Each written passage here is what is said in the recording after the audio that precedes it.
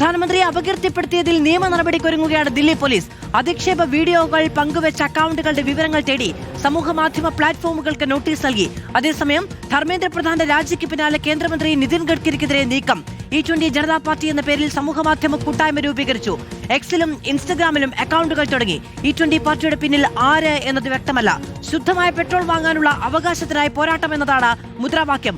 ആദിൽ പാലോട് വിവരങ്ങളുമായി നമ്മളോടൊപ്പം ചേരുകയാണ്. അതിൽ പുതിയൊരു പോർമുഖം തുറക്കുകയാണ്. ഇന്നിപ്പോൾ നോക്കൂ, പാർലമെന്റിൽ ഈ പറയുന്ന നീറ്റ് വിഷയം കഴിഞ്ഞിട്ടുണ്ട് എങ്കിൽ E20 പെട്രോൾ വിഷയമാണ് പ്രധാനമായും മുന്നോട്ട് വെക്കാൻ പ്രതിപക്ഷം ഉദ്ദേശിക്കുന്നത്. പക്ഷേ ഇന്നലെ ഒരൊറ്റ ദിവസം കൊണ്ട് ഏതാണ്ട് ഒരു 100K അടുത്തേക്ക് പിന്തുണ വന്നിട്ടുണ്ട് ഈ E20 ജനതാ പാർട്ടിക്ക്. അപ്പോൾ പുതിയൊരു പോർമുഖം കൂടി ഉണ്ടാവുകയാണ്.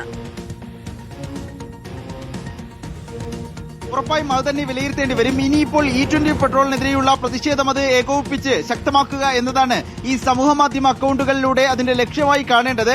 ശുദ്ധമായ എണ്ണ വാങ്ങാനുള്ള, പെട്രോൾ വാഹനങ്ങളിൽ നിറയ്ക്കാനുള്ള അവകാശത്തിന് വേണ്ടിയുള്ള പോരാട്ടമാണ് ഇനി എന്നാണ് ഇതിൽ പറയുന്നത്. E20 ജനതാ പാർട്ടി എന്ന പേരിലാണ് സമൂഹ മാധ്യമങ്ങളിൽ അക്കൗണ്ട് തുടങ്ങിയിരിക്കുന്നത്.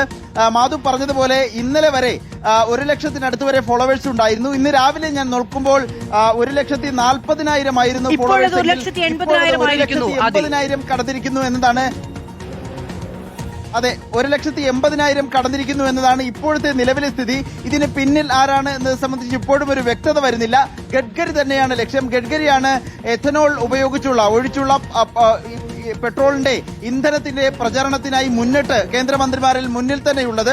അതുകൊണ്ട് ഗഡ്കരിക്കെതിരെയുള്ള ഒരു നീക്കമായി ഗഡ്കരി ഒരു രാജിയിലേക്കൊക്കെ ഇത് മാറുമോ ധർമ്മേന്ദ്ര പ്രധാന്റേത് പോലെ എന്ന ചോദ്യം ഉയരുന്നുണ്ട്. ഏതായാലും E20 ജനതാ പാർട്ടി എന്ന പേരിൽ ഇൻസ്റ്റഗ്രാം അക്കൗണ്ടും എക്സിലും അക്കൗണ്ടുകൾ തുറന്നിരിക്കുന്നു. വലിയ പിന്തുണയിലേക്ക് ഈ അക്കൗണ്ടുകൾ മാറുന്നതാണ് നിലവിലെ കാഴ്ച. മാധു